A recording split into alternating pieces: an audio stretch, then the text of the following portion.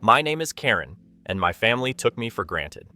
For most of my life, I believed that family always had your back, that no matter what happened, you could rely on them just as they relied on you.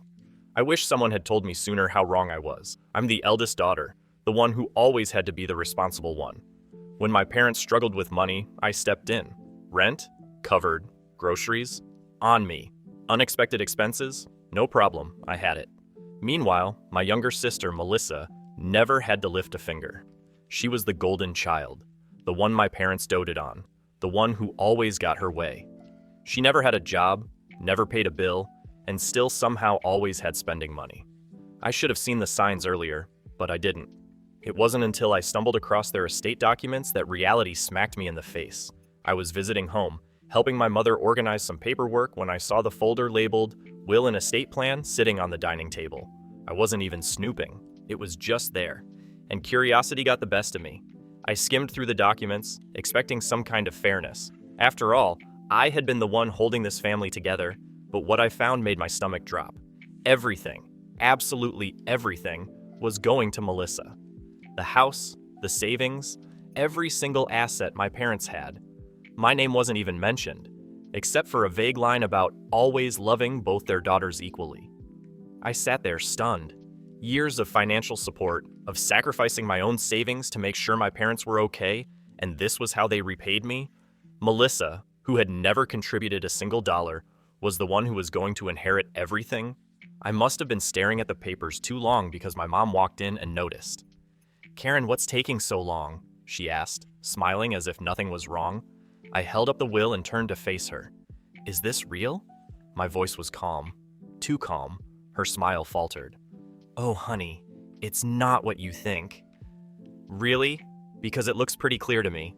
I shook the papers slightly. "I've been paying your rent, buying your groceries, fixing your car, while Melissa does nothing, and you still decided she deserves everything?" My mom sighed, like I was the one being unreasonable. "Karen, sweetheart, you're independent. You have a good career. Melissa, she struggles." "She struggles?" I laughed, cold and bitter. "She's never even tried. She doesn't work because she knows you'll take care of her." Dad walked in then, clearly confused. "What's going on?" I turned to him. "You tell me, Dad, did you both plan to use me as your personal bank while setting up Melissa for life?" He had the audacity to look uncomfortable, but only managed a weak, "It's complicated." Complicated, right. That was the moment something inside me snapped. "Got it," I said, setting the will down. "Glad to know where I stand." I walked out that day and didn't look back. The fallout, at first they thought I was just being dramatic, that I'd cool off and come back like always. A few days passed, then a week, then two. The texts started rolling in. "Mom, Karen, the electric bill is due. Can you send over the money?" I stared at the message for a second before replying. "Ask Melissa. She's the one inheriting everything." Silence. Then came the calls. First from Mom, then from Dad. I ignored them all. Then, finally, Melissa herself decided to grace me with a text. Melissa. "OMG, Karen, why are you making such a big deal about this? It's not like Mom and Dad don't love you." I nearly laughed. "Not like they don't love me?" I typed back. "Then why did they decide you deserve everything while I get nothing?" Melissa responded, "It's just money, Karen. You're being petty." I shot back, "If it's just money, why don't you pay their bills then?" No response. The guilt trips and public drama, that's when my parents took it a step further. Suddenly, they were posting vague, passive-aggressive things on Facebook about ungrateful children and how families should stick together in hard times. Their friends, who had no idea what was really happening, started commenting, saying how ashamed I should be for abandoning my parents. I stayed silent at first, but the more I saw, the angrier I got. So, I posted my own message. I've seen a lot of posts lately about ungrateful children and family loyalty. So, let me set the record straight. For years, I supported my parents financially. Rent, bills, food, you name it. I did it all without asking for anything in return. Meanwhile, my sister, who never lifted a finger, was handed everything. And when I found out they left their entire estate to her, cutting me out completely, I finally decided enough was enough. Family is supposed to be a two-way street, not a one-sided transaction where one person gives endlessly and gets nothing back. So no, I'm not abandoning my family, I'm just done being used. The response was instant. Friends and distant relatives who had no idea what had been going on reached out in support. Some of my cousins even commented, saying they always knew something was off about how my parents treated me. And of course, my parents and Melissa were furious. Dad, wow, Karen, I can't believe you'd air family business like this. You'll regret this. Mom, we did everything for you, and this is how you repay us? Melissa never responded, probably too embarrassed to. Moving forward, I blocked them after that. All of them. For the first time in my life, I felt free. No more last-minute emergency money requests, no more guilt tripping, no more being treated like an ATM. Do I regret it? Not for a second. I gave them years of my life, and in the end, I learned the hard way that love isn't just about what you give. It's also about what you get in return. And now, I choose me. My girlfriend's family took me on a trip, but I was the only one who came back. Emily and I had been together for 2 years before she finally invited me to visit her family. I was excited. It felt like a big step in our relationship. They're a little old-fashioned, she warned, but they'll love you. Her family lived in a tiny rural town I had never heard of, and as we drove deeper into the countryside, my excitement started to fade into unease. There were no streetlights, no signs, no other cars. Just miles of empty land stretching in every direction. Then we reached the town, or rather, a cluster of ancient-looking houses along a single dirt road. There were no gas stations, no stores, just a church, a few homes, and a dense forest surrounding everything. The moment we stepped out of the car, I felt eyes on me. Emily's family was waiting outside, silent, watching. Her mother, a thin woman with hollow cheeks, pulled Emily into a tight hug. "You made it," she murmured, ignoring me completely. Her father stepped forward next. He was tall and wiry, with deep-set eyes that never blinked enough. "Welcome," he said, gripping my shoulder a little too tightly before leading us inside. The house smelled strange, like damp wood and something rotting underneath. That night, as I lay in bed, I heard whispering from the hallway. At first, I thought it was just Emily talking to her mom, until I realized there were more voices. More than 2, more than 5. I crept toward the door and listened. The voices were chanting. I couldn't make out the words, but something about it made my skin crawl. I backed away, slipping into bed beside Emily. "Everything okay?" I whispered. She hesitated. Too long. "They're just excited to have you here," she finally said, her voice flat. I barely slept. The next morning, Emily shook me awake before sunrise. "We're going to the river," she said. "It's a tradition." I was exhausted, but I didn't argue. The entire family came along. Some neighbors too. At least 15 people. They walked in complete silence as we made our way into the dense woods. No one brought fishing rods. No one brought swimsuits. When we reached the river, I felt it immediately. Something was wrong. The water was fast, dark, endless. It didn't look natural. Then Emily's father pulled something from his pocket. A small silver knife. That's when I noticed. Emily wouldn't look at me. Her father stepped forward and grabbed my wrist. His grip was ice cold. "A small cut," he said, "to welcome you." I yanked my hand back. "No thanks." Silence. Then Emily's father sighed. He glanced at the others. They nodded. Emily suddenly grabbed my arm hard. "Please," she whispered, "just do it."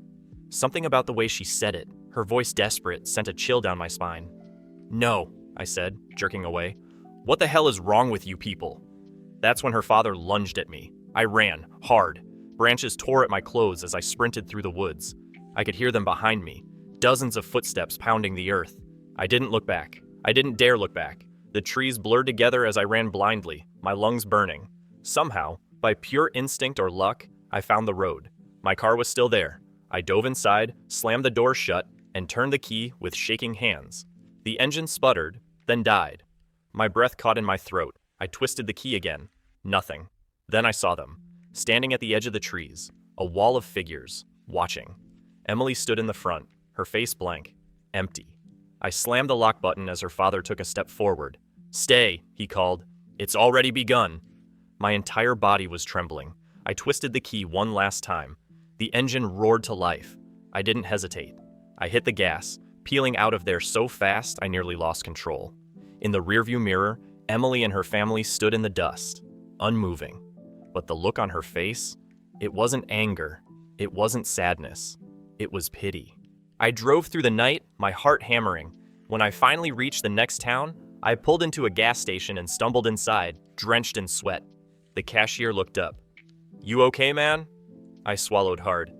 I need to call the cops." He frowned. "For what?" I explained everything.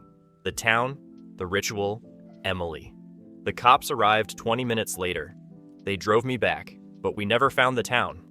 The road I had taken was gone. It was just woods. No houses, no church, no Emily. They searched for days but found nothing. There was no record of the town ever existing. No trace of Emily or her family. The only thing they found? A single silver knife lying by the riverbank. It's been a year. I've tried to move on, tried to convince myself it was all some horrible nightmare. But last week, I got a letter in the mail. No return address, no name. Inside was a single piece of paper. Scrawled in Emily's handwriting were 3 words. "You left too soon." My terrifying road trip experience. I've always loved road trips. Long stretches of open road, good music, and the promise of an adventure. But after what happened last fall, I don't think I'll ever take another solo trip again. I was driving from Denver, Colorado to visit a friend in rural Wyoming. It was supposed to be a simple 4-hour drive, nothing unusual. I left at around 6 p.m., hoping to arrive before nightfall. Everything was normal until about 2 hours in, when my GPS suddenly rerouted me due to a reported road closure. I followed the new path without a second thought. It led me onto a dirt road that cut through a dense forest. At first, I wasn't too worried. I had enough gas, and my GPS seemed confident in this new route. But as I drove, I noticed the road narrowing, the trees looming closer. It felt wrong. I checked my phone. No signal. My gut told me to turn back, but there was no place to turn around. Just endless trees on either side. Then, I saw him. A man stood in the middle of the road, facing away from me. He wore a long coat and a wide-brimmed hat, his posture unnervingly rigid. I slowed down, honking once. He didn't move. Something about him felt off, like he wasn't supposed to be there. I tried to go around him, but as my car inched forward, he turned his head, but only his head. He had no face. I panicked and slammed my foot on the gas, swerving around him.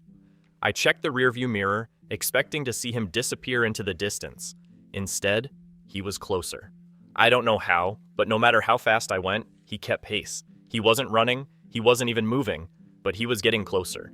Then, my car shut off. Lights, engine, everything, dead.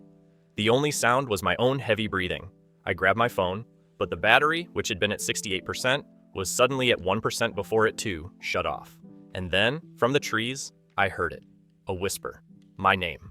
Desperate, I grabbed my emergency flashlight from the glove compartment and stepped out. The beam cut through the darkness, revealing a wooden house just beyond the trees. It hadn't been there before. A single window glowed faintly, and inside, something moved. With no other options, I approached.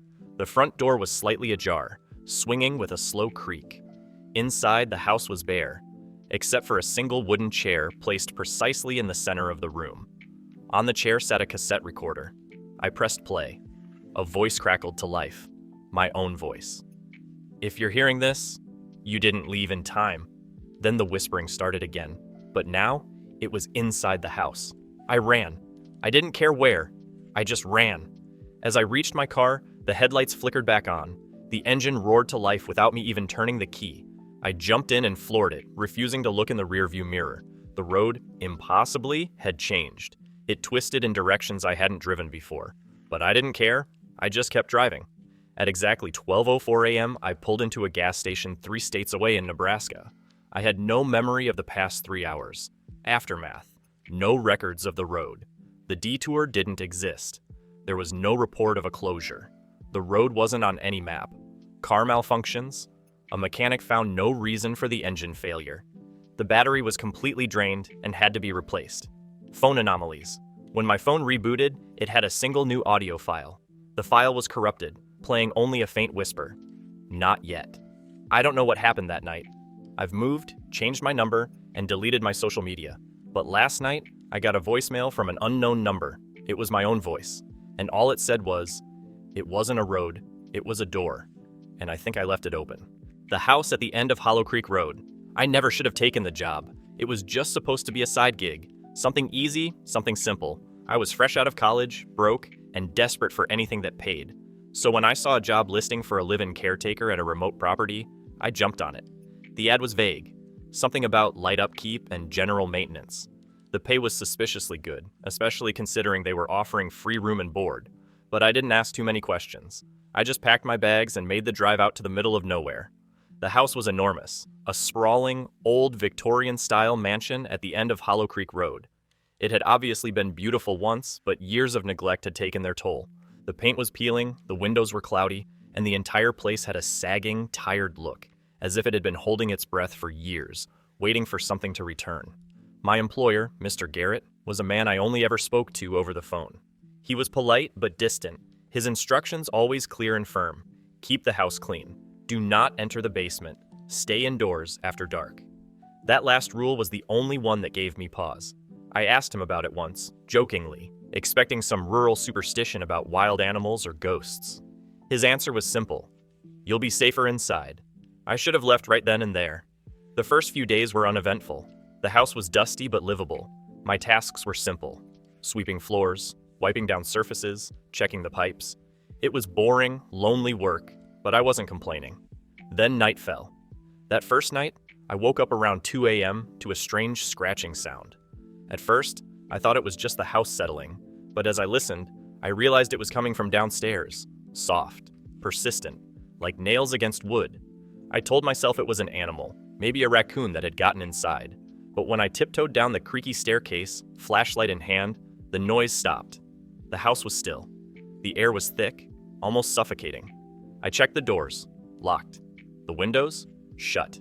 There was no sign of anything inside. But when I turned to go back upstairs, I saw something that made my stomach drop. The basement door was unlocked. I didn't go in. I don't know why, but something about that open door filled me with a quiet, unshakable dread. I shut it, locked it, and went back to bed, telling myself I'd check it in the morning. But the next day the door was open again. I locked it 3 more times that day. Every time I checked, it was open. Not just ajar, but wide open, like someone, or something, wanted me to go inside. I called Mr. Garrett. "Did you go in?" he asked immediately. "No," I said, gripping the phone tightly, "but the door keeps opening on its own." There was silence on the other end. "Lock it," he said finally. "And whatever you do not go inside." That was the first time I felt real fear. Over the next few nights, the noises escalated. It wasn't just scratching anymore. Now I heard whispers, soft, unintelligible murmurs drifting through the hallways. Sometimes they were close, just outside my bedroom door. Other times, they seemed to come from within the walls themselves. I started sleeping with the lights on. I barely slept at all. I considered leaving, but the paycheck was too good, and honestly, I was too stubborn to quit. I convinced myself it was just an old house making old house noises, nothing more. Then, one night, I woke up to the whispering inside my room. I sat up, heart pounding, eyes scanning the darkness. My lamp flickered as I reached for it, and for a brief second, just a second, I saw something in the corner. A figure, tall, thin, bent at the wrong angles. Then the light came on, and it was gone. I barely slept the rest of the night. On my final night in the house, I made a mistake. I went into the basement. I don't know what compelled me to do it. Maybe I just wanted answers. Maybe I had lost my mind from lack of sleep. Or maybe something was calling me. The air grew colder with every step down. The wooden stairs groaned beneath me, the shadows stretching unnaturally in the dim light of my flashlight. The basement was larger than I expected, lined with old wooden shelves and dust-covered furniture. Then I saw it. A door. Not the kind of door that belonged in a house. It was old. Older than the house itself. Embedded in the stone foundation, covered in deep scratch marks. The wood was warped, blackened, almost pulsing. The whispers started again, but this time, they weren't distant. They were right behind me. I turned, expecting to see nothing, like all the other times. I was wrong. There was something standing at the bottom of the stairs. Tall, thin, bent at the wrong angles. I don't remember running. I don't remember how I got out of that basement. All I know is that 1 second I was staring into the face of something that should not exist, and the next, I was outside, keys in hand, speeding down Hollow Creek Road like my life depended on it. Because I think it did. I quit that night, left everything behind. I didn't even go back for my stuff. I just kept driving until I saw city lights again. I tried calling Mr. Garrett the next morning, but the number was disconnected. Curious, I did some digging. Turns out, Hollow Creek Road had a history. Over the years, multiple caretakers had been hired for that house. Some left after a few weeks. Others were never heard from again. And the house? It burned down 3 days after I left. No cause was ever found. But sometimes, late at night, I still hear the whispers. And I know that door is still out there.